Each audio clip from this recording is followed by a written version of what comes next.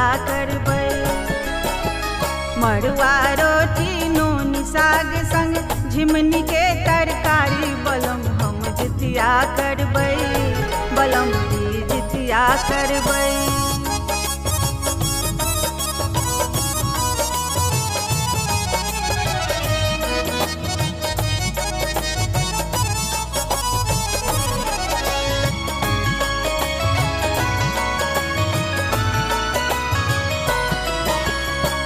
हमरा नेने चलू पियाज पोखरी के घाट पड़ियो, सतमी के तेल खैर चढ़ै छ झिमनी के पात पर। हाँ भोरबे उठ हम ओठगन करबै,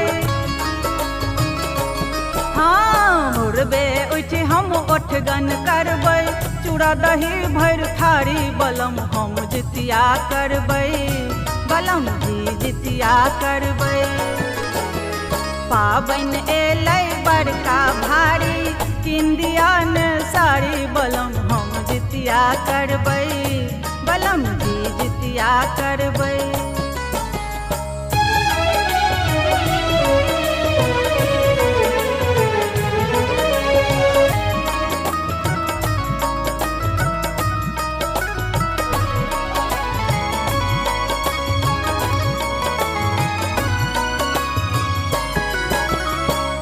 अष्टमी के दिन रात निर्जल रहबै बरतिया,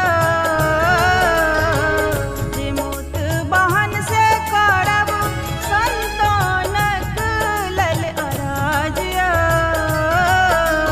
नवमी के हम पालन करबै, हाँ नवमी के हम पालन करबै। रान्हब साग गेनहारी बलम हम जितिया करबै, बलम जी जितिया करबै। पाबनि एलै बड़का भारी किंदियन साड़ी बलम हम जितिया करबै, बलम जी जितिया करबै।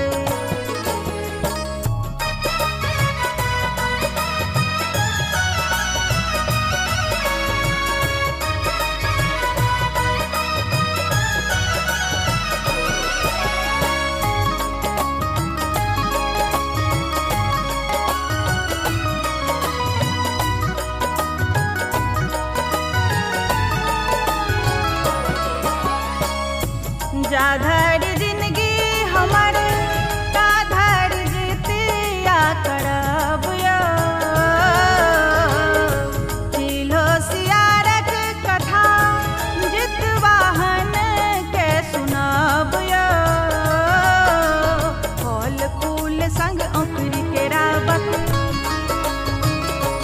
हाँ फल फूल संग औखरी के राबक। साजब बाँसक डाली बलम हम जितिया करबै, बलम जी जितिया करबै।